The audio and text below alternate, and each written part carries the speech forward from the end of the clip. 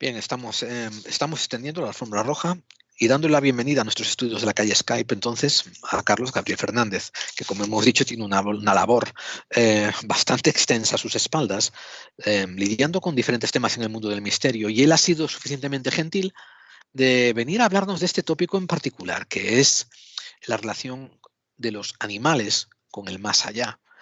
O sea, ¿qué ocurre cuando los animales mueren y si se nos aparecen como el chucho de la curva? Eh, eh, Démosle un toque de levedad a todo este programa, que esto no quiere decir que no nos lo tomemos en serio, pero yo quiero darle un toque de alegría, un toque de levedad por el hecho de que lo que Carlos nos va a exponer a mí me parece tremendamente esperanzante, tremendamente iluminado, tremendamente brillante, ¿no? Que es decir eso de que no solamente, ¿no?, los hombres, no solamente los seres humanos tenemos que lidiar con el hecho de perdurar después de la muerte, sino que a lo mejor incluso esas mascotas que nos dan tanto durante la vida, pues continúan la relación con nosotros después. ¿Cómo estás, Carlos? Gracias por venir a Clave 45. Hola, muy bien, gracias a vosotros por invitarme. Encantado de estar aquí otra vez. Hacía tiempo que te echábamos de menos. Eh, Cada vez que vienes salimos aprendiendo muchas cosas. ¿A ti cómo te interesó este tema del más allá de los animales? Pues mira, cuando hicimos el libro Nos vemos en el cielo con Miguel Pedrero y abordamos el tema de que si los animales pues podían sobrevivir a la muerte, es un tema que en realidad ya venía tiempo que lo habíamos estado viendo porque cuando recoges casos de personas que se han aparecido, señales que se interpretan como que pues que esas personas se aparecen o mandan señales de que están bien, de que están vivos, de que su vida continúa a pesar de haber fallecido, nos encontrábamos también con una serie de casos en los que los protagonistas eran los propios animales, ¿no? Y esto de alguna manera chocaba con ese concepto general que tenemos de que, bueno, los seres humanos solo los seres humanos tenemos alma y que los animales, pues bueno, que son un elemento de la creación, por lo menos en nuestra sociedad más o menos se cree así, de que son un elemento de la sociedad que está para servirnos o para alimentarnos o para satisfacer nuestras necesidades, ¿no? Es esa idea que subyace en nuestra sociedad de que la naturaleza está a nuestro servicio, ¿no? Y que pues, solo nosotros tenemos ciertos privilegios y entre ellos el de trascender a la muerte, ¿no? Y habíamos recogido una serie de casos en los que las características eran muy parecidas a las que lo recogíamos en la situación de personas fallecidas, y nos planteamos hacer este libro porque no había nada parecido, no había sido abordado nunca este tema, por lo menos aquí en España, ¿no? Em, es verdad que hay otros libros, yo tengo 2 de referencia, publicados en el mundo anglosajón. Uno de ellos es, eh, Animal Ghost de John, joder, no me acuerdo el nombre. Bueno, uno de ellos es Animal Ghost de Raymond Bayles, que es un clásico de esta investigación, y otro es el de Ernesto Bozano, que también recoge una serie de casos en los que se aparecen animales, o por lo menos mandan señales. Eh, Esto es fruto de esa investigación, esa recopilación de casos. Hicimos ese libro Nos vemos en el cielo, en el que abordamos otros temas también, como son la, eh, lo que creen las religiones, por qué tenemos esa creencia preconcebida de que los animales no trascienden a la muerte, qué opinan las diferentes religiones, tanto las occidentales como las orientales, y después también nos metimos en otros asuntos más concretos, ¿no? Como si en realidad si atribuimos a que los seres humanos tienen unas capacidades digamos, extraordinarias o ese sexto sentido, si los animales también lo tenían, ¿no? Y nos encontramos con investigaciones súper interesantes en este sentido. Y después, pues, abordamos otro tipo de temas como el duelo, o como la posibilidad de que, bueno, esas comunicaciones o que los animales pues también estén registrados en la transcomunicación instrumental.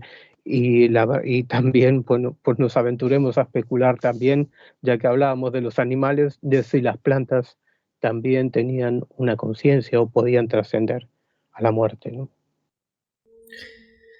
Bueno, es que el primer tema es precisamente esto del alma, porque no tenemos yo no tengo muy claro qué es exactamente el alma o qué es lo que entendemos por alma, qué se le puede dar o no a los animales, si tener un alma es merecedor de que al tener alma puedes trascender, y tú, de hecho, hacéis como una pequeña tesis sobre todas las religiones, lo que opina cada una de ellas, y le dan poca importancia o le ponen en una categoría como inferior a los animales. Y eso me llama la atención. ¿Cuál es tu opinión sobre esto? Si tienen alma los animales, o qué entendemos también por alma, si es aplicable a todos Claro, los seres vivos.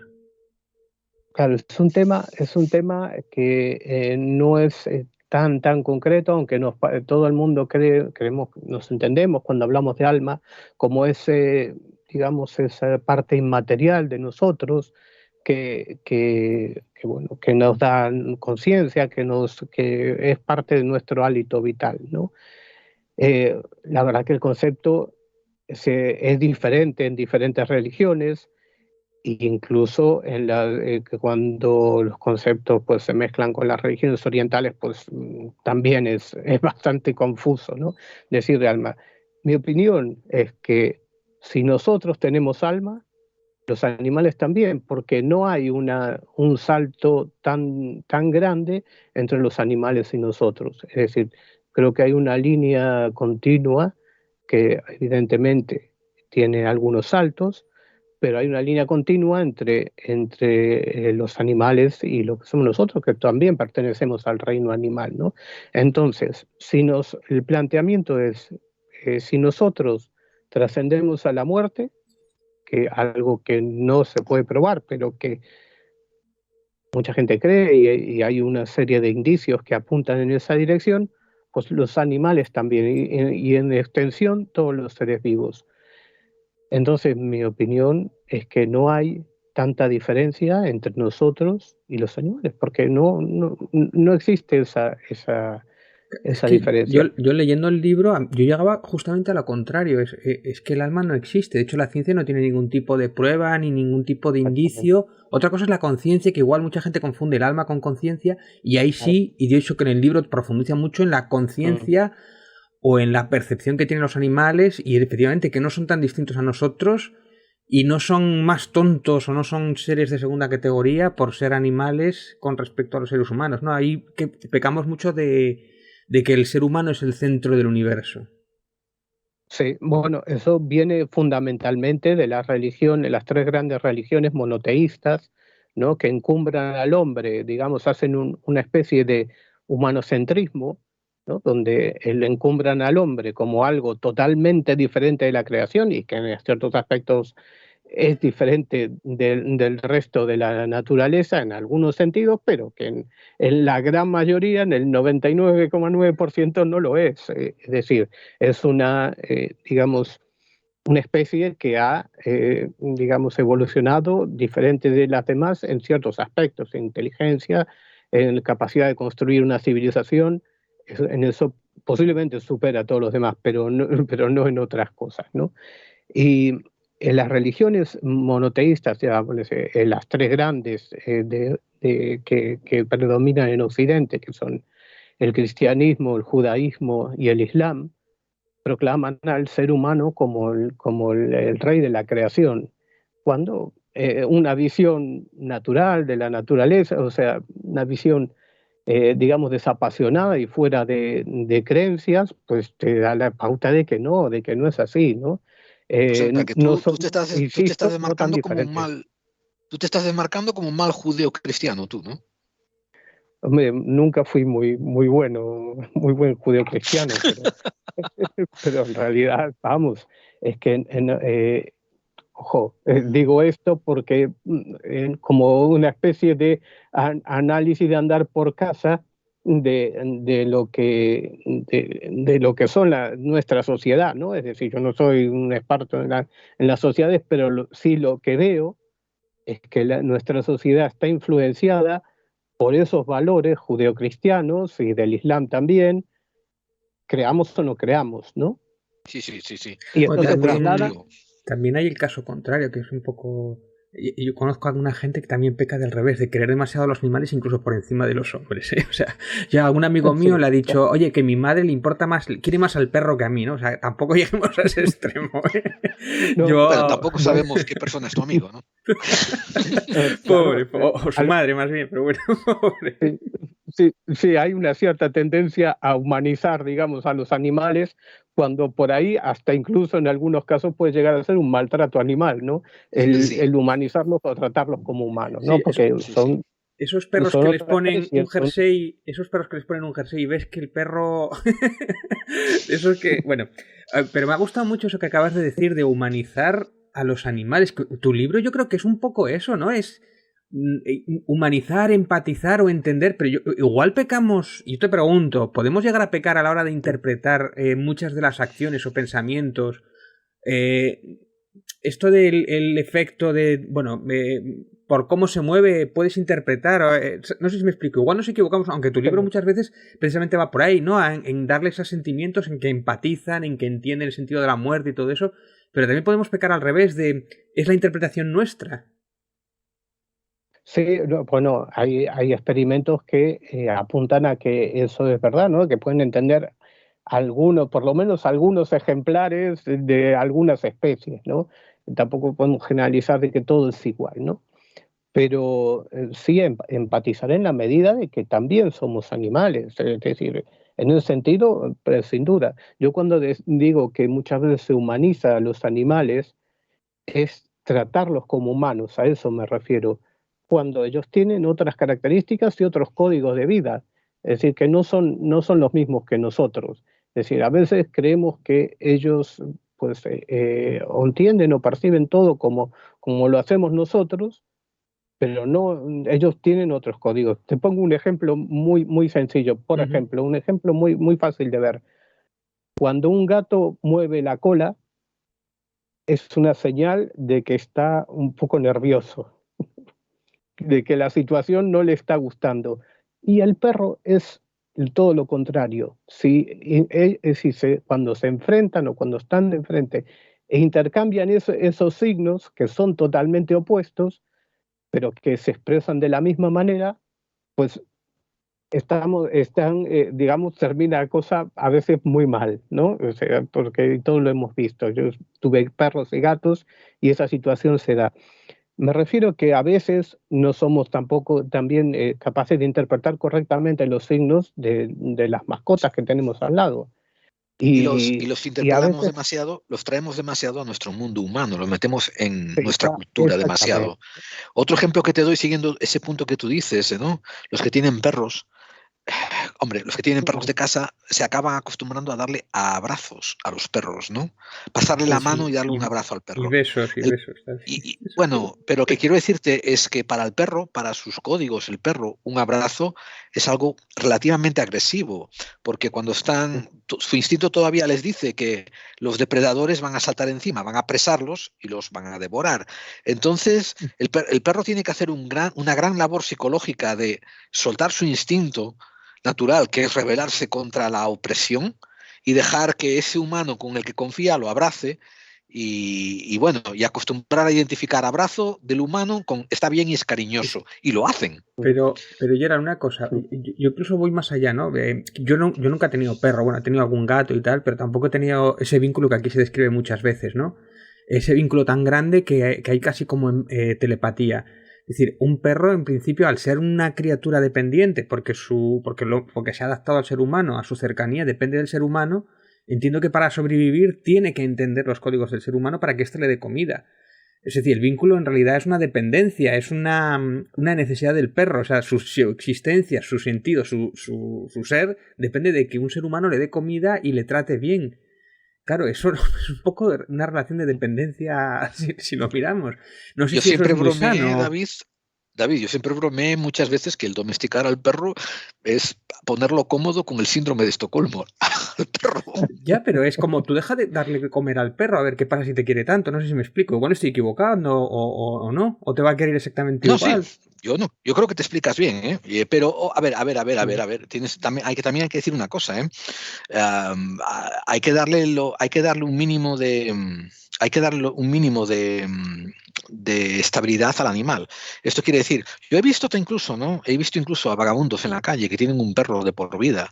Y Sí. tú me dirás, joder, pues qué mala hostia, ¿no? No es capaz de darle comida todos los días, no es capaz de tener un sitio seguro, no es capaz de tener. Y el Sin perro está ahí, embargo, sí, sí. Y el el perro perro está se ahí al siente lado. como que las mínimas necesidades que necesita están siendo cubiertas y consiguen Sí. establecer un vínculo. Pero menos hablar nosotros y darle más paso a Carlos. Mira, colación de lo que estábamos hablando, muchas veces cuando digo de, por ejemplo, humanizar un perro o tratarlo como un humano, hay que a veces pues le estás haciendo una agresión o algo que no es conveniente. Algo muy habitual, lavarlo compulsivamente e incluso echarle perfumes. Ese tipo de cosas pues no son buenas para un perro, por ejemplo. ¿Entiendes? Porque el perro se guía mucho por los olores, mucho más que nosotros, como casi todos los animales, ¿no? Menos nosotros, que no hemos necesitado tanto de ese sentido, y el confundirlo con olores extraños, pues puede, digamos, es algo que a nosotros nos puede gustar si lo tenemos al lado, que huela bien, que esté limpito, pero que al perro posiblemente no le gusta Sí, eso, sí. ¿no? O Es ponerle un decir, jersey. no se Eso, siente cómodo con eso, claro, ese ponerle tipo un de cosas. jersey también es delito, yo creo. Debían de quitarle el animal si le pones un jersey al pobre perrito. Bueno, yo creo para empezar a preguntarte por algunos de estos casos fascinantes de apariciones de animales o de mascotas, que el libro tiene unas cuantas. Y yo, claro, la primera pregunta es precisamente esto, es ¿hasta qué punto es realmente, que esto, imagino que no lo podemos saber, pero hasta qué punto es necesidad del dueño, de la necesidad de despedirse de su mascota, del mismo modo que puede tener el mismo cariño que si ha tenido una persona cercana y se la ha muerto y tiene esa necesidad de despedirse, y por eso tiene esos episodios en los cuales recuerda y se le aparece la mascota o la persona que acaba de perder, o realmente los animales son capaces de despedirse de su dueño porque ha existido ese vínculo. O sea, no sé si tenemos alguna prueba, algún enlace de que pueda haber que esas apariciones sean reales y no sean fantasías. Te entiendo, sí, hay apariciones, digamos, en las que hay más de una persona que es testigo, ¿no? Que digamos que eso se da también con seres humanos cuando hablamos Ujú. de estas apariciones relacionadas con personas fallecidas. Incluso hay lo que yo llamaría señales, que son, y esto sí tiene un punto de subjetivo, pero son, digamos, indicios de que la persona interpreta de que le están, digamos, que la persona que quería y que ha fallecido, pues ha enviado un mensaje o una señal. Por ejemplo, estoy hablando de golpes en la puerta, ya Ruidos. aparición en sueños, bueno, esto ya es algo más subjetivo, ¿no? Pero indicios de que las personas interpretan de que a alguien cercano, fallecido, se le ha aparecido, se ha venido a despedir. Y esto ocurre exactamente con lo mismo, pero igual con los animales, ¿no? Y sobre todo, y siempre es una constante, es ese vínculo emocional, ¿no?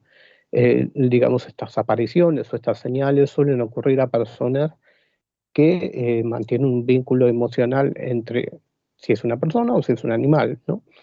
Y, pero nos hemos encontrado con algunos casos en los que, como te digo, hay más de un testigo, ¿no? Entonces, ese componente subjetivo a veces pues lo pones un poco en duda porque puede haber ese estímulo o algo que más de una persona sea capaz de verlo, ¿no?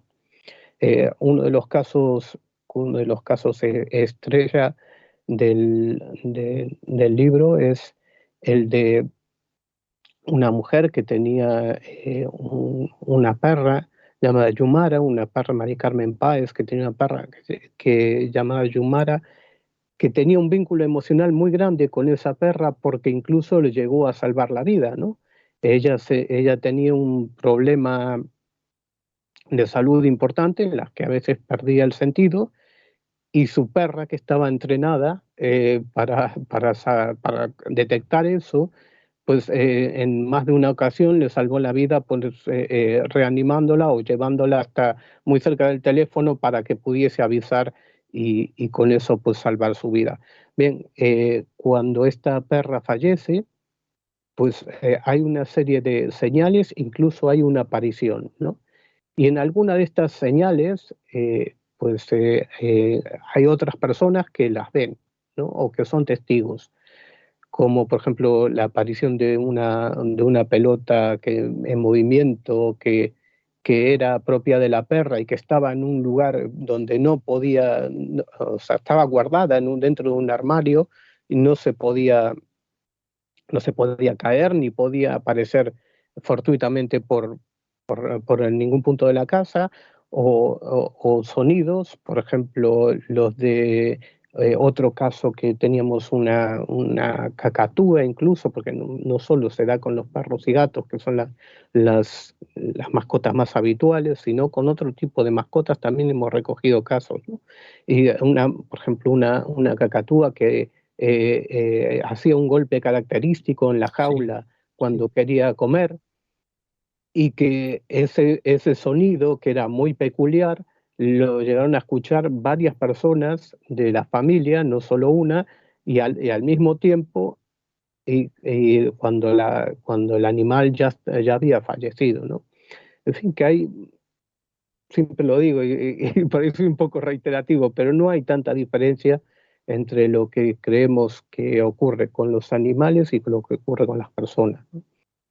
Y el es un poco libro, el libro me fascinó porque además son como, sobre todo esa parte, son como pequeños relatos que siempre te da mucha pena, te da mucha congoja porque todos, claro, al ser de apariciones se mueren, ¿no? Entonces es como, hostia, se ha muerto otra vez y vuelve a aparecer y tal, pero siempre te da como, me recuerda un poco al libro de David Cuevas también, que va por eso que son como relatos casi fantásticos, son relatos reales, me refiero, pero Ujú. son pequeñas historias y la verdad es que muchas de ellas te emocionan, ¿no? De algunos animales increíbles.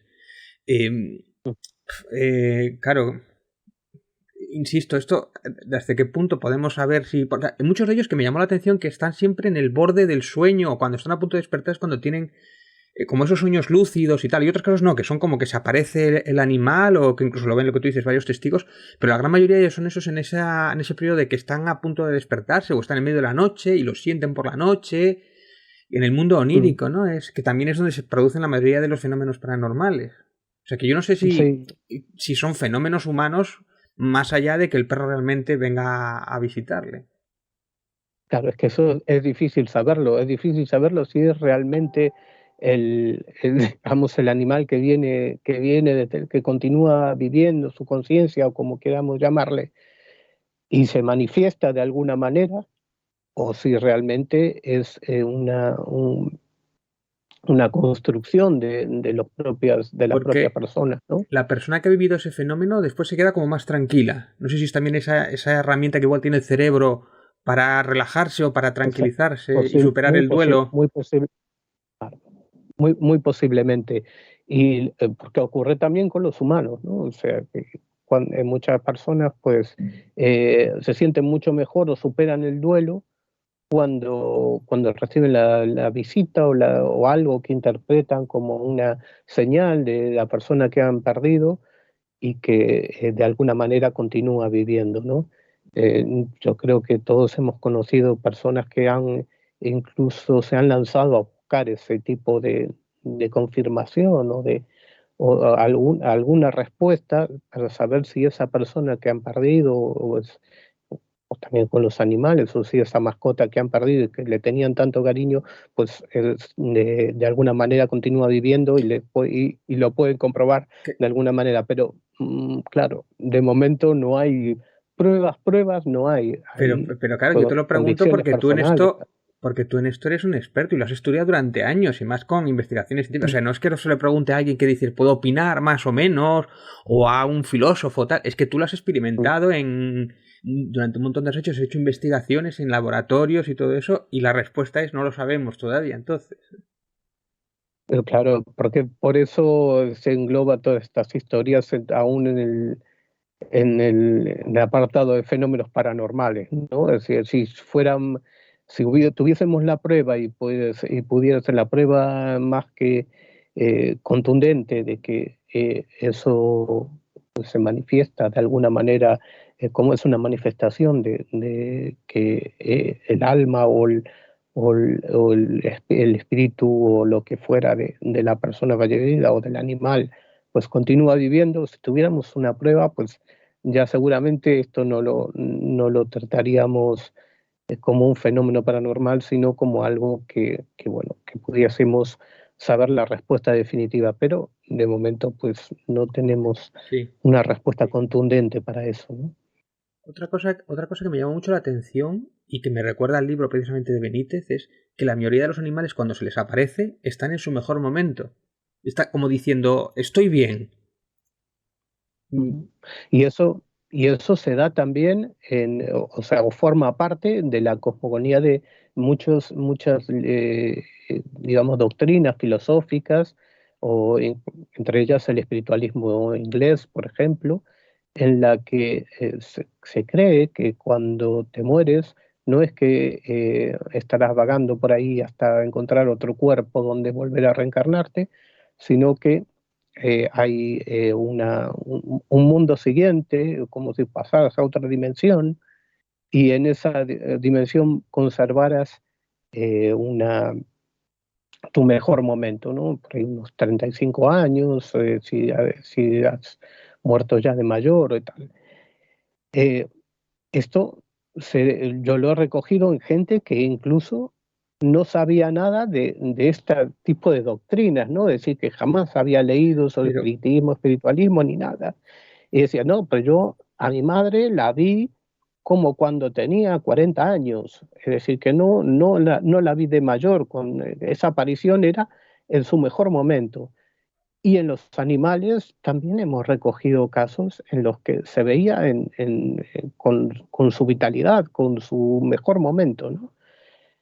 Y incluso, ya te digo, gente por ahí, que no sabía de que, bueno, en la doctrina o en la filosofía de determinadas creencias, pues existe esa idea de que se muere, de que al morir, pues conserva, digamos, en ese renacimiento tienes una edad, digamos, ideal. Yo como escéptico, yo le voy a dar otro sentido, a ver si te os parece. Yo es como la idealización que tienen las personas en el recuerdo. O sea, tú cuando recuerdas a una persona, a una mascota, la recuerdas normalmente en su mejor momento. Entonces es normal que de repente en esa sueño lúcido, fantasía o visión o pareidolia o lo que sea, lo normal es que la recuerdes en su mejor momento, no cuando está decrépito, porque más sobre todo si es un recuerdo bonito. Claro. Muy posiblemente el recuerdo que tengas, el mejor recuerdo, por ahí se exterioriza de esa manera, ¿no? O sea, que tú veas a una persona fallecida o un animal fallecido, no quiere decir que esté ahí ni que sea sea exactamente eso. Eso luego está sujeto a tu interpretación, ¿no? Lo que tú crees que es. Y es posiblemente que esa proyección sea la ideal, ¿no? De que el buen recuerdo que tengas, me parece algo que muy a tener en cuenta, ¿no? Ese concepto de que es la idealización de la persona, digamos, el recuerdo del mejor recuerdo que tengas. Carlos, Y posiblemente se aparezca así. Te hago una pregunta. En la lista de casos que tú has recopilado, ¿hay avistamientos plurales? ¿Hay 2 o 3 personas que al mismo tiempo vieron la aparición del mismo animal? No, la mayoría son de las visiones, porque hemos recogido muchos Sí. casos que no son exactamente una visión, digamos, fantasmal, para que nos entendamos, ¿no? Sí. No, no, y eso es tremendamente difícil ya con los humanos también, ¿no? En lo que hay muchísimos más casos recogidos, eso es más complicado, pero sí que otros indicios, como te decía, los sonidos o algunas visiones por separado, sí las hemos recogido, pero ahora mismo que yo recuerde, no hay ninguna de que dos personas al mismo tiempo vean una visión fantasmal del animal fallecido, no hemos recogido ninguno. Porque, David, tú mientras estás hablando, ¿no? Sobre la psicología de la persona que presencia el evento, ¿no? En plan de que si está proyectando sus deseos, y no sé qué, si no sé cuánto, que si esto, que si su mente le está gastando malas jugadas. Yo introduzco también otro concepto que es peculiar, que ya fue introducido hace 100 años, que es el del tulpa, ¿no? Que es el el hecho de que cierta capacidad mental de proyección y de estudios sobre un objeto, pues dé cierta materialidad a ese objeto, ¿no? O sea, estoy añadiendo capas, ¿no? A todo esto, digo, vamos, que es peculiar. Y también por eso pregunté sobre lo de un avistamiento dual o de 3 personas o más, ¿no? Porque eso ya sería ponerlo aparte en el sentido de que, uy, aquí ya algo se ve que sí que es demostrable, ¿no? Pero mientras tanto estamos poniendo esto en la categoría de, ¿cómo diría yo?, de un entrelazamiento emocional. Me refiero, ha habido una conexión durante muchos años entre la persona y la mascota y ahora se ve la mascota, ¿no? Ahora avistamos a la mascota. Me pareció muy bien entrelazado lo que decía David, ¿no? De también de ver a la mascota en su mejor estado físico, que eso es muy peculiar, porque a lo mejor también podemos extrapolar eso a un montón de apariciones de familiares que han visto los familiares donde como decías tú, ¿no? Que se veían a los familiares en su mejor aspecto. Cuéntanos algún otro caso más antes de pasar a otras facetas de los animales, Carlos. ¿Algún otro que te parezca particularmente memorable? Un caso de avistamiento de mascota. Bueno, te cuento uno de una persona en la que yo confío mucho, porque bueno, la conozco hace como 25 años. Tengo una amistad con ella desde 1997, que ya llovió desde aquella, que es Anabela Cardoso, que fue cónsul general de Portugal en Galicia y estuvo como diplomática portuguesa, fue la primera mujer que fue diplomática en su país, ¿no? Eh, Estuvo en varios puestos en Lyon, en la India, en Estados Unidos, en varias localidades. Bueno, ella eh, es una gran amante de los animales. De hecho, fundó una asociación de cuidado de animales y plantas en Portugal que se llama Abrigo. Y en su casa siempre recuerdo tener docenas de perros, ahora muchos menos, ¿no? Porque bueno, ha pasado el tiempo y, y ya no puede, digamos, cuidarlos a todos, pero ella siempre recogía perros de la calle, perros del monte, perros abandonados, y en una ocasión había recogido a una perra y a un cachorro, una hembra que se llamaba Sara, le puso de nombre Sara. La madre murió porque había sido envenenada con veneno en el monte, y el cachorro sobrevivió y bueno, lo tenía al cuidado un amigo de ella, un vecino que también conocí. Pues por algún motivo que no quedó claro, pues digamos que la pequeña cachorra con el tiempo pues, falleció por un tema, un vínculo emocional que tenía con su cuidador, ¿no? Eh, Ella estaba en un momento, meses después de que falleciera Sara, pues digamos, Paco Guitián, que es quien cuidaba a esta perra, trajo otro perro, ¿no? En un momento que estaban celebrando la Navidad en la casa, pues hubo pues un momento en que se abrían los portales de la casa y demás, un lugar que está muy cercano al monte, y el otro perro se escapó. Anabela, preocupada, salía a cada momento de la casa para ver si veía acercarse al perro y abrirle el portal para que entrase. Y en ese momento, en uno de esos momentos en que el perro apareció por el portal, vio junto a una farola, que está a unos 30, 40 metros, a esa perra Sara, a esa perra que ella había rescatado del monte junto a su madre. Y le, le dio por llamarla, pero la perra como si estuviese ausente, ¿no? Solo era la imagen de la perra iluminada por una especie de cono de luz, como si estuviera debajo de una farola. Tuvo esa visión, fue a buscar a Paco, salieron, pero ya no estaba. La perra, aquella fallecida que habían visto y que había reconocido, pues ya no estaba.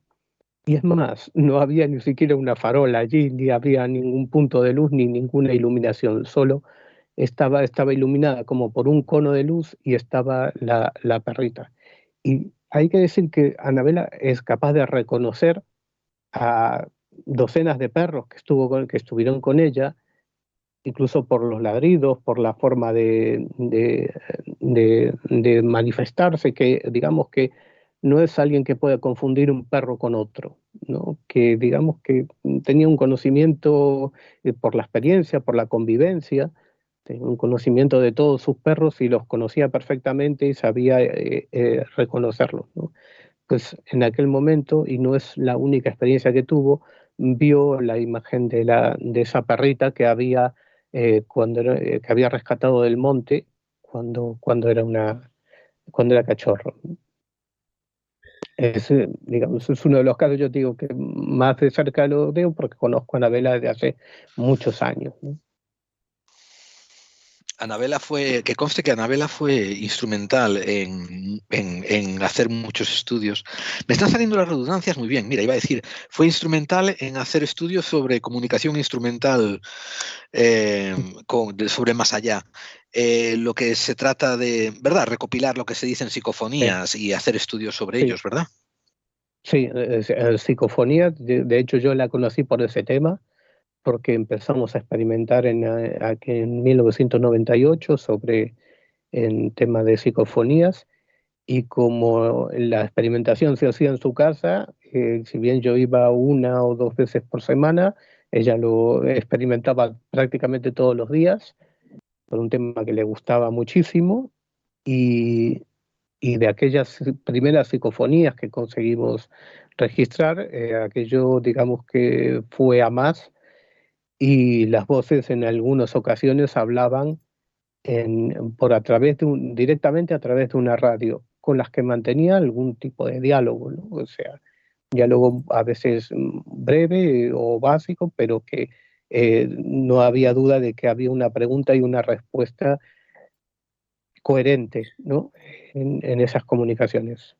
Eso me parece alucinante, ¿no? Porque normalmente la mayoría de las veces cuando encuentras estos fenómenos de voces que supone que no están, no suelen tener coherencia y eso de entablar un diálogo es muy raro. Y en el libro hablas de lo que es el más allá de Maggie and Charles, bueno, si lo digo bien, Hars Sí, Fishback. sí, sí, digamos, ese matrimonio de Luxemburgo es el más conocido de todos los, las personas que han experimentado en transcomunicación, los que han tenido los mejores resultados y por supuesto los más polémicos, ¿no? O sea, porque son tan buenos que muchas veces Pero, ¿qué método científico se puede verificar eso de alguna manera? Si tiene alguna base, o tú has replicado alguna de los experimentos de ellos, o cómo es esto? no se puede replicar porque no tienen una coherencia técnica. Es decir, hay muchos, y a lo largo de la historia, la transcomunicación o la comunicación a través digamos, a través con el más allá, a través de instrumentos técnicos, como radios, televisores, teléfonos, y todo, existen desde que existen los aparatos, prácticamente, digamos, que toda la vida. Lo que pasa es que algunas personas han conseguido resultados excepcionales, como este matrimonio de Luxemburgo, y que, bueno, pero no tienen ninguna coherencia. Tú cuando haces un aparato para comunicarte con lo que sea, por ejemplo, yo que estudié electrónica, haces un aparato para comunicarte con tu vecino, con alguien que está muy lejos, tiene digamos, un protocolo de construcción, es decir, tiene una estructura, un organigrama de cómo funciona. Esto no, esto no tiene ese sentido como tienen nuestros aparatos de comunicación.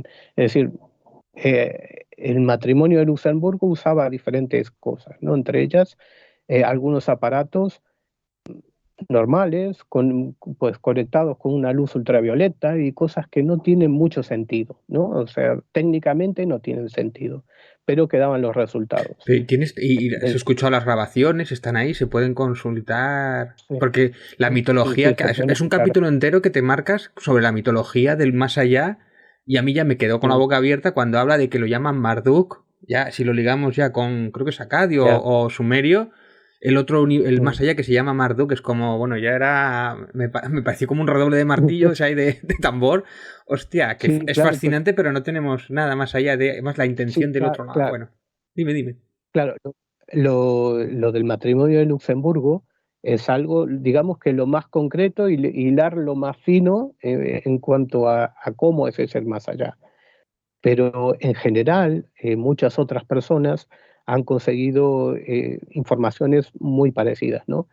Decía antes que en el espiritualismo y también en la transcomunicación instrumental, pues el más allá es un lugar donde físico también, digamos, ubicado en otras coordenadas de espacio y tiempo, ¿no? Entonces, según esta filosofía o lo que se desprende de estas informaciones, cuando te mueres aquí, pues renaces en ese otro mundo que está en una dimensión paralela, pero donde la materia es algo mucho más leve. Digamos que eh, es una serie de saltos evolutivos hacia mundos cada vez más etéreos, más espirituales. Esa es la filosofía y también la información que se transmite a través de la transcomunicación instrumental. No todos los que han conseguido ese contacto tienen informaciones tan concretas y tan claras, ¿no?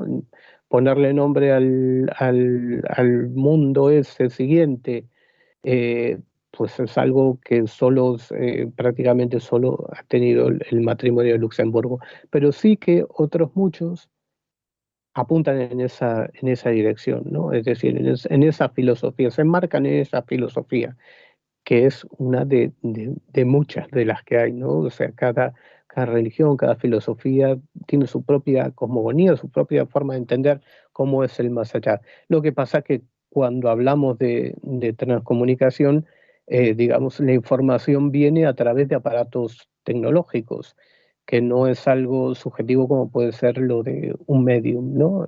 Que podrías, bueno, digo subjetivo con todos los respetos, es decir, Sí. podría ser algo que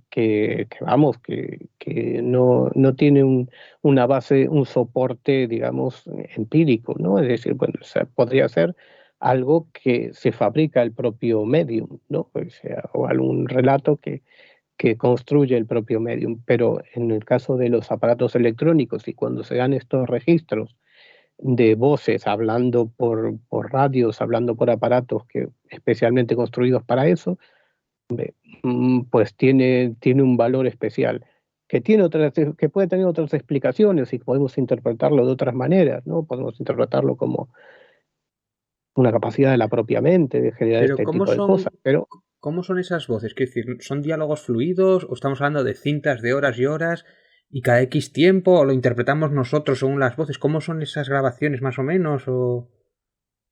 pues, las grabaciones de Luxemburgo, yo he escuchado algunas y son perfectamente claras, muy Qué claras. miedo da, ¿no? Eso. O sea, me Mm. da...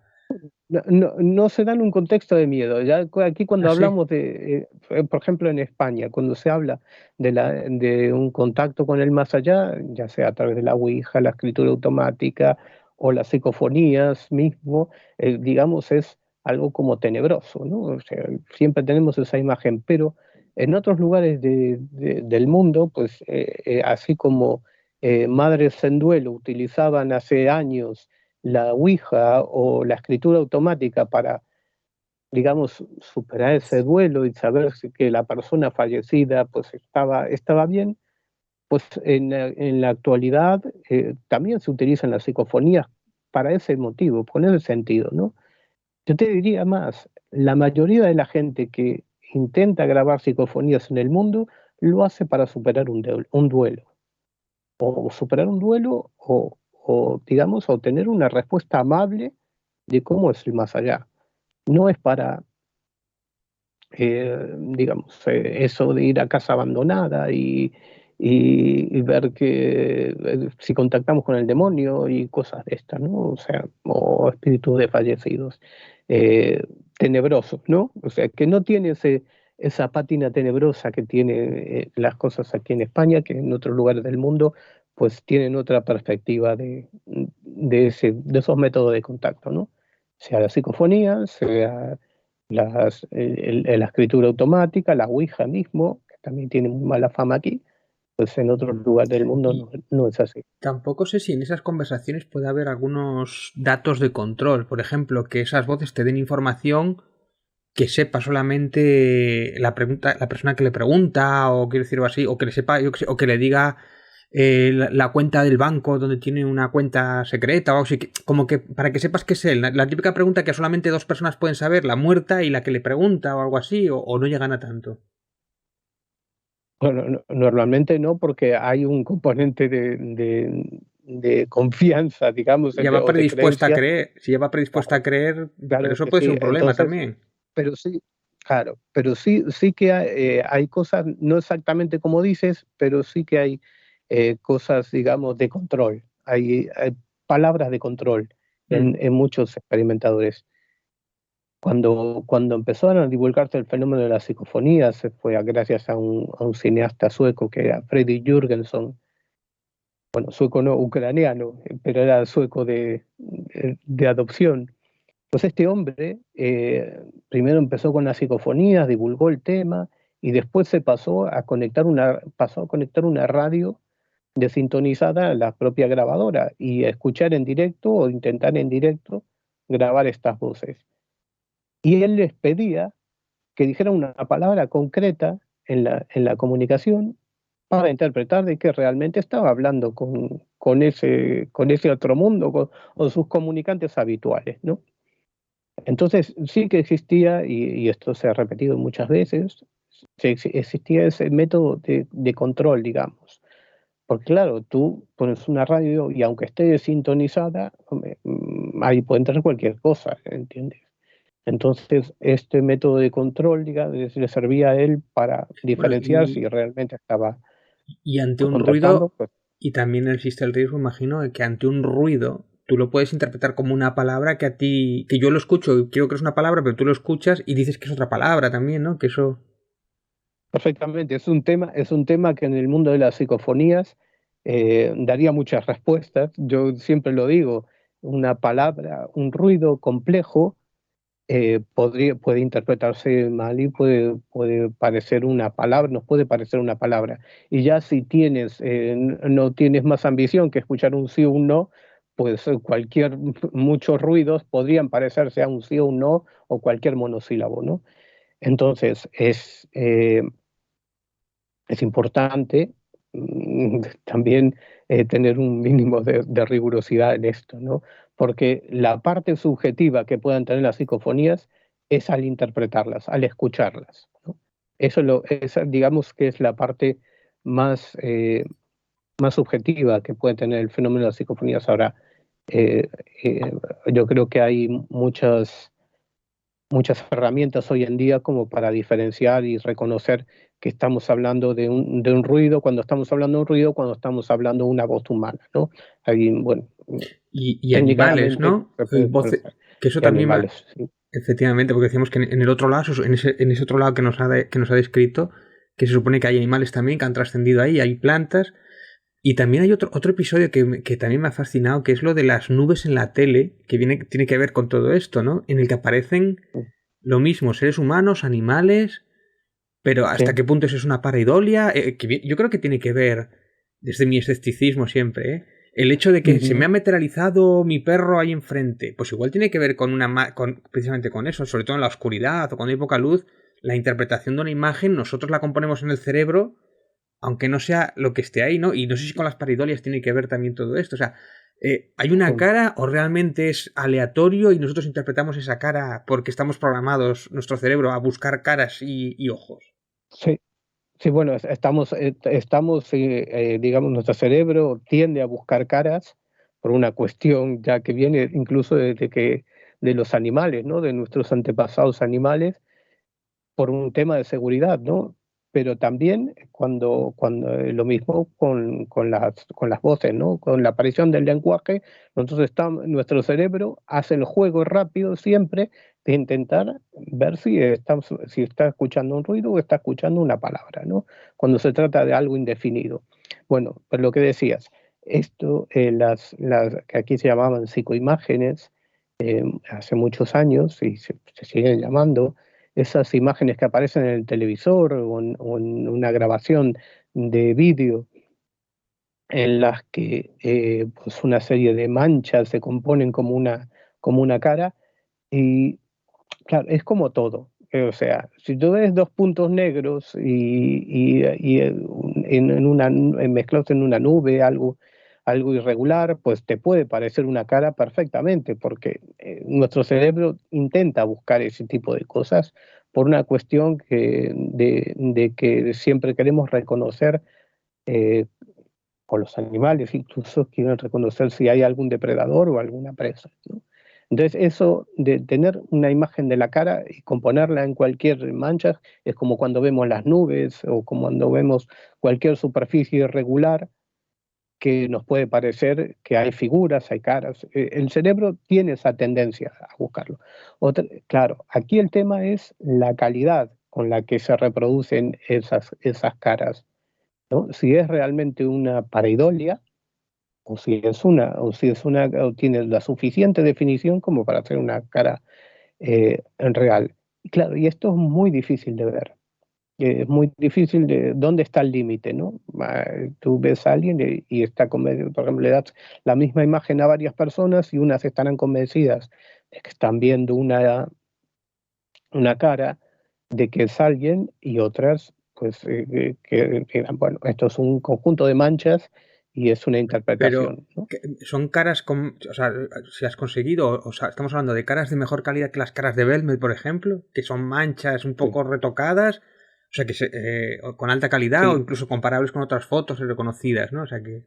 sí, sí, hay caras muy reconocibles y muy definidas. Es decir, que bien, o sea, todo este sistema empezó en los años 80 haciendo un circuito de realimentación que se llama, es decir, conectando una cámara de vídeo a una pantalla de un televisor y a su vez apuntando la cámara de vídeo a la propia pantalla, ¿no?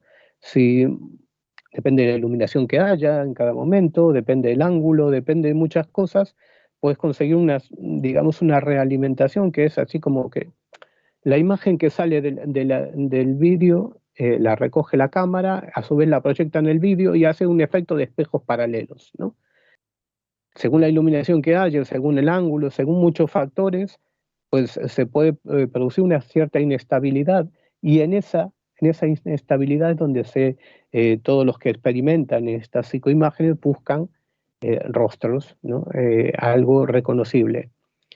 Y la mayoría de las veces, pues claro, son dos manchas que representan los ojos, una nariz y algo que parezca la boca. Claro, te puede parecer una cara perfectamente. El tema es que hay algunas de estas imágenes que incluso tienen una secuencia en las que se va formando la cara, se hace bastante reconocible y luego comienza a deformarse, ¿no? porque esto es fotograma a fotograma, es algo que no se ve en ese momento, sino cuando se observa fotograma a fotograma esa grabación, ¿no? Yo imagino que en los Claro, casos más espectaculares, claro, la probabilidad de que aleatoriamente esos puntos formen una cara reconocible, yo creo que eso es matemáticamente debe ser imposible. O sea, sí, no sé si o hay no es algo imposible. algún barómetro que se nos escapa, o si es nuestro cerebro de alguna manera que rebaja esa estadística o algo, o realmente están ahí llamando ahí como en Poltergeist, ¿no? En la película. Sí, sí, sí, puede ser, puede ser. No, no, de hecho hay imágenes muy buenas y cuando nosotros experimentamos con Anabela Cardoso, al principio comenzamos, habíamos comprado un equipo de vídeo de la época, estamos hablando de 1998, lo mejor que había en la época para experimentar, incluso lo utilizábamos en vez de la pantalla de televisor, una de ordenador que te permitía grabar en ese momento, ¿no? Grabar en digital la imagen que estábamos grabando para después revisarla.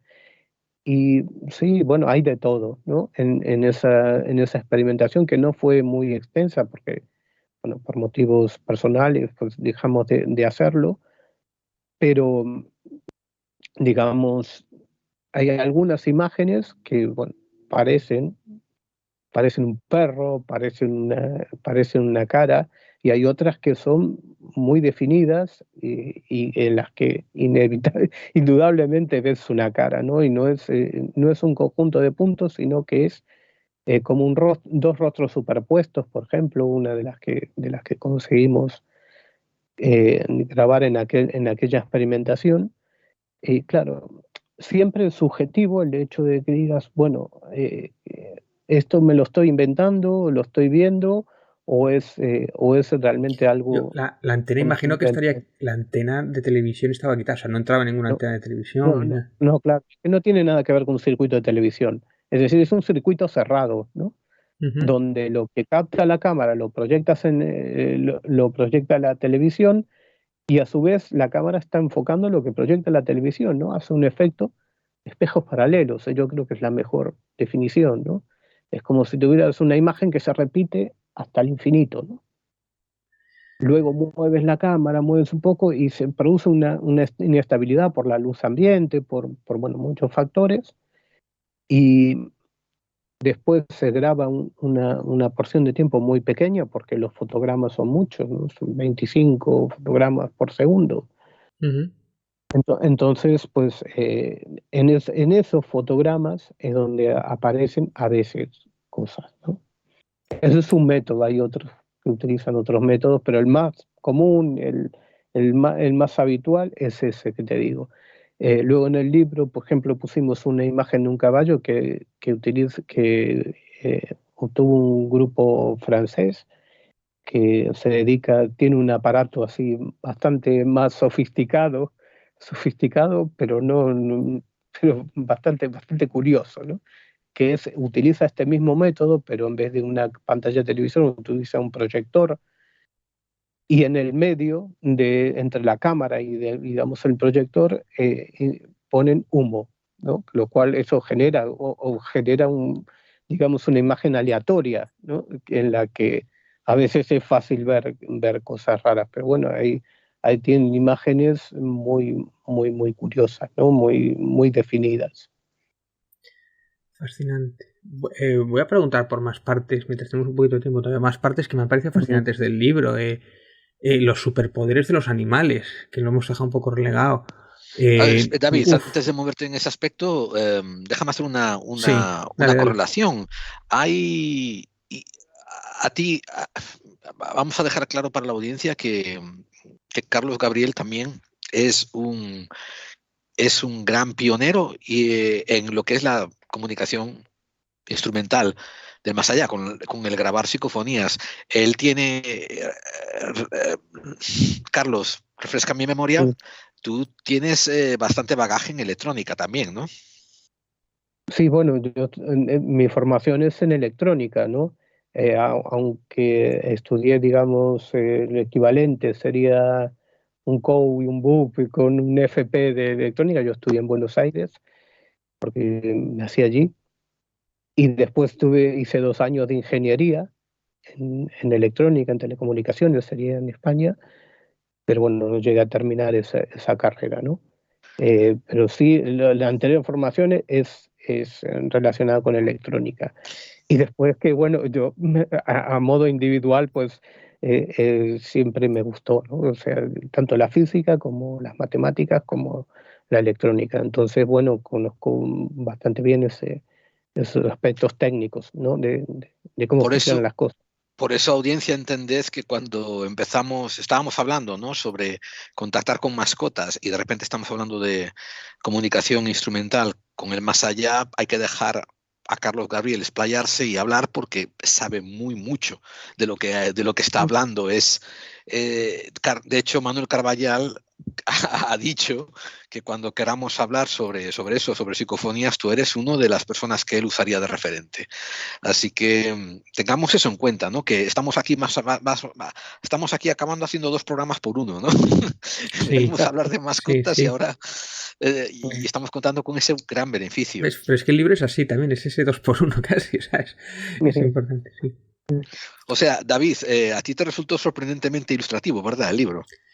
Sí, porque además primero pensé que empezabas por un lado con solamente los casos, pero de pronto cambiabas de parámetro y se volvía casi una escena gore con todo esto de las macrogranjas, que me pilló un poco con la guardia baja y que aún así me costó un poco volver a comer carne, pero bueno, me gusta demasiado. Pero que el tema de las macrogranjas es otro tema que además trata en lo político y yo creo que eso es verdad que hay que tratarlo y es una realidad que no queremos ver muchas veces, ¿no? Y de hecho no tiene nada que ver, por ejemplo, un pollo o unos huevos que te comas de pites de calella, como digo yo, de la granja de libre, que son de las macrogranjas, son completamente distintos y lo mismo con la carne. Y ahí sí que hay mucho sufrimiento, ¿no? Y eso lo tratas ahí y dices, estas son las barbaridades que se le hacen. Y después de pronto te pones a hablar del espiritismo y de todo esto, que es como, hostia, cambiamos de tercio, pero todo alrededor de todo esto de los animales, ¿no? Entonces es como, hostia, aquí hay como 4 libros o 5 temas, 4 o 5 temas, 4 o 5 libros metidos en distintos capítulos y apasionantes y eso es fantástico porque además se nota que aquí hay baraje, vamos, que hay historia y que hay mucho. ¿Tienes más por ahí, Gerald, o cambiamos de tercio? A ver, Gerald. ¿Estás muteado? Disculpa el mute, ¿no? Que estoy despistado a veces con él. Yo ya quiero que la gente entienda que tenemos el beneficio de tener a uno de los primeros pioneros en la comunicación instrumental, y además que es bastante experto en electrónica, sabe mucho de lo que habla, sabe mucho de lo que ha experimentado y estamos disfrutándolo por ese lado. ¿A dónde querías llevar tú ahora la conversación, David? Yo los superpoderes de los animales, que también es otro de los episodios que me ha fascinado. O sea, hay unos episodios A lo mejor sobre... esa es la razón por la que alguna gente le pone un vestidito a su perrito para esconder la capa de Superman debajo. Pero es que hay un episodio, un gato que es capaz de saber cuándo el dueño, o sea, digamos que era, a ver si lo explico bien, es una familia pues que el hijo se ha marchado ya y de vez en cuando viene a visitar a los padres. Bueno, pues el gato siempre sale al jardín cuando el hijo ha decidido que venía a visitar a casa, pero que igual está a 10 kilómetros o está a una distancia, pero él ya lo sabe. Él ya se coloca allí y entonces la madre... Sí, sí, sí, es ¿Cómo? en otro país, digamos, que el hijo se fue a vivir a Suiza y iba a ver a sus padres y el gato desaparecía por grandes temporadas. Bueno, eso es habitual de los gatos si los dejas un poco libres. Es habitual que desaparezcan. Yo he tenido en Buenos Aires gatos y desaparecían por temporadas, pero este volvía cuando sabía que el hijo iba a volver a casa, ¿no? A visitar a sus padres, ¿no? Volvía a la casa de sus padres, ¿no? Y hay, bueno, recogimos algunos casos, muchos de ellos investigados por Rupert Sheldrake, que tiene un libro espectacular sobre este tema, que es sobre perros, que se llama así, sobre perros que saben que sus dueños están llegando a casa. No sé si dije exactamente el título, pero es algo así. Y este tipo de capacidades, que obviamente cuando hablamos de esto no es que la tengan todos los perros y todos los gatos, pero sí que hay casos en los que pues se puede aislar, digamos, con casos concretos, y que de mascotas que demuestran superpoderes. Por ejemplo, cuando hablamos de los perros que saben por ejemplo, que la persona, el humano va a llegar a su casa, algo que siempre, de lo que siempre se alegran, ¿no? Los perros le van por ahí en su supervivencia, lo que fuera, pero bueno, que tiene un vínculo emocional muy grande en ese sentido. Y no estamos hablando de señales que pueden interpretar los perros y que se relacionan con el olfato, con el oído, Sí. que también lo tiene mucho más desarrollado. O que oigan el ascensor y entonces se acercan a la puerta, ¿no? Claro, claro, ellos Que esto tienen lo el hacía mi oído gato, ¿eh? Mi gato lo hacía sí, y yo sí. siempre me preguntaba, ¿cuánto tiempo llevarán en la puerta esperándome? Claro, no teníamos cámaras de aquellas hace muchos años, efectivamente. Estáis hablando de que igual media hora antes o más, o una hora antes Sí, sí. ya lo sabe, ¿no? Lo intuye. Sí, sí, sí, claro. Y no estamos hablando de eso, ¿no? De que ellos puedan percibir con el olfato, con el oído, sino de casos verdaderamente espectaculares en los que hay una percepción extrasensorial, es decir, algo que va más allá de los sentidos, ¿no? Porque también es verdad que, por ejemplo, los perros pueden interpretar que el sonido, por ejemplo, de un programa que siempre se emite a la misma hora y que escucha pues la persona, pues el sonido ese pues, significa que poco después van a sacarlo a pasear. Y es una cosa que también le gusta muchísimo a los perros. O que te pongas determinado abrigo. Y a mí me pasaba con un perro que tenía en Buenos Aires que me ponía el abrigo y ya interpretaba él que Claro. lo iba a sacar a la calle, ¿no? No estamos hablando de eso, sino de casos muy concretos, personas que por ahí pasaban días sin volver a casa y que no se sabía, no lo sabía nadie qué día iban a volver, sin embargo, media hora antes o 20 minutos antes estaban esperándolo, ¿no? Tampoco hablamos o sí, o lo podríamos considerar como un superpoder animal, el hecho de que son capaces de predecir terremotos o incluso de escuchar en la lejanía, por ejemplo, son muy conocidos en los casos de los gansos de Friburgo, que alertaban de los bombardeos, ¿no? Sí, sí, De los sí, aliados sí. en la guerra mundial, que de hecho les habían hecho incluso una estatua a los gansos, ¿no? Por haber sido servido de alerta, ¿no? De escuchar el sonido de los aviones mucho antes de lo que pudiera hacerlo cualquier humano, cualquier tecnología humana, ¿no? Pues ahí, eso no, describimos en el libro una serie de casos espectaculares y luego otros de laboratorio, ¿no? Porque digamos, la influencia de la percepción extrasensorial en los animales ya se investigaba hace casi 100 años, ¿no? En las experiencias que hizo Joseph Van Rijn en la Universidad de Duke, en el laboratorio de parapsicología, que ahí es donde nace ese nombre, pues ahí ya se realizaban experimentos de telequinesis con los gatos, en los que, bueno, trataban de influir en una lámpara, por ejemplo, en uno de los casos que Sí. contamos, que trataban de influir en una lámpara que encendía aleatoriamente y que le generaba calor, por lo tanto bienestar al gato. Entonces, ¿hasta qué punto ellos intentaron saber hasta qué punto el gato podía, con su deseo de que la lámpara se encendiese y se generase ese calor, cuánto podían influir, ¿no? Sobre un número aleatorio, ¿no? Era cuando la parapsicología se estudiaba mucho con las estadísticas, ¿no? Que se Es el utilizaba gato de mucho. Schrödinger llevado a... O sea, se saltaba la estadística Sí, para que el gato tuviera más calor. O sea, era eh, alucinante, ¿no? sí, Era... sí, sí, sí. Ese tipo de experimentos ya te digo, se hacían casi 100 años, porque aquello comenzó en los años 40 del siglo pasado, pues poco, falta 80 años por lo menos.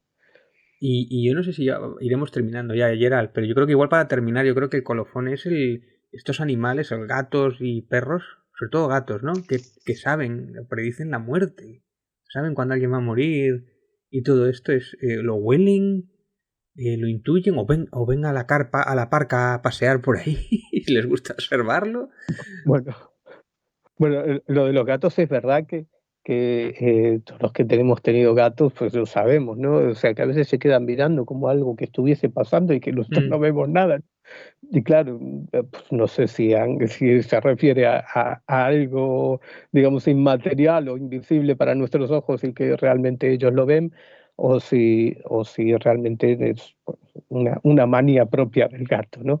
Pero también hay que tener en cuenta que, por ejemplo, los perros también se han utilizado para detectar muchas cosas por el olfato, entre ellas los tumores, ¿no? Es decir, Sí, sí, sí, fascinante.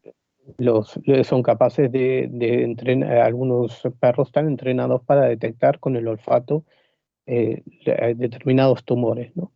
Más allá de eso, pues los propios perros o incluso gatos mitológicamente se han asociado, ¿no?, a las predicciones de muerte, ¿no?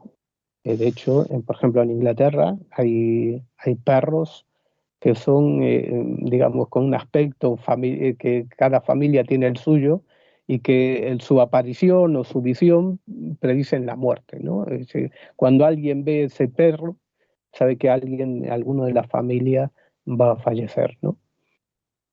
Entonces, bueno, Que esto es, hostia, y sigue vivo el perro, que decir, a mí, a ver qué se me da. O sea, vamos a ver. no es un perro vivo, no es un perro vivo, es una aparición de un perro, Ah, es la ¿no? aparición de un perro. Ah, Claro, es la aparición de un perro, no es un perro vivo el que predice la muerte, sino alguien que ve al perro, ¿no? Entonces, hostia, eso es como ahí, claro, fíjate, no lo había entendido así en el libro. Es como en algunas culturas cuando veían por tercera vez a una criatura decía que se acercaba. O sea, que eso se ha repetido en varias mitologías y tal, ¿no? De ver una criatura que te va a sí, avisar de algo chungo y sí, tal, sí, sí, sí. sí. Bueno, de personas yo he recogido cientos de casos, ¿no? De personas bueno, que predicen fallecimientos, ¿no? O que, bueno, ya ni hablemos de apariciones, de apariciones de personas, ¿no? A la distancia, bueno, eso hay muchísimos casos, ¿no? Pero personas que especialmente parece que tuvieran una sensibilidad para saber quién se va a morir. No sé si es una proyección, es una habilidad, es algo físico que se traduce en esa premonición O morbo por el bicho también, porque la historia del mítico gato en el claro, hospital, que allá donde iba esa habitación a ese le quedaban 24 horas. Yo sí, eso lo he escuchado y parece que es sí, verdad. Y que iba mm, allí como a despedirse o a verlo marchar y tal. sí, sí, sí, sí. Bueno, el libro está lleno de historias. Hay una muy bonita, no la voy a contar, pero hay una historia maravillosa. Es que tengo que, muy por encima, es la historia del mono que le muerde el dedo a su cuidadora. Me parece fantástica esa historia, ¿no? La cantidad de, lo que dices, varios capítulos sobre empatía, moralidad o la culpa, incluso que tienen los Mm, animales, las protorreligiones, sí, episodios de sí, claro. depresión, todo esto es como diciendo, jolín, si es que no somos tan distintos de los animales, ¿no? Y qué mal los Sí, tratamos, ¿no? Y qué poco respeto les tenemos en general. sí, sí, sí. Y ahora yo Pero bueno, aprovecho para hacer una preguntita, Carlos, que esta pregunta mm, nos puede tirar unos minutitos. Quiero ver mm, cómo se le arquean las cejas a David cuando te haga esta A pregunta. ver, a ver. A ver, cuando mm. acabaste de escribir este libro, eh, ¿te cambió tu idea sobre el más allá y la perdurancia, el perpetuar la conciencia, o te dio más aristas a tu visión? ¿Nos podrías explicar un poco, al acabar este libro, cómo cambió tu percepción de ver las cosas como investigador? Por eso O nos sea, interesa. lo que me cambió es la percepción de ver a los animales. O sea, más que de ver la muerte, porque sí, de comprender de que, bueno, que de cuánto subestimamos a los animales, ¿no? Eso me dio, creo que una dimensión totalmente radical de cuánto subestimamos a los animales en nuestra sociedad, ¿no? Porque al final de cuentas, y es lo que digo siempre, no somos tan diferentes, ¿no?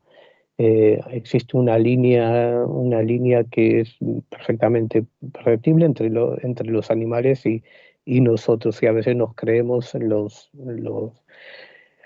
digamos, el centro de la naturaleza cuando en realidad pues somos una especie más, ¿no? Podríamos desaparecer mañana y quizá otra pues evolucione y nos tome lugar, ¿no? Pero que no es tan difícil y así es como ha ocurrido, ¿no?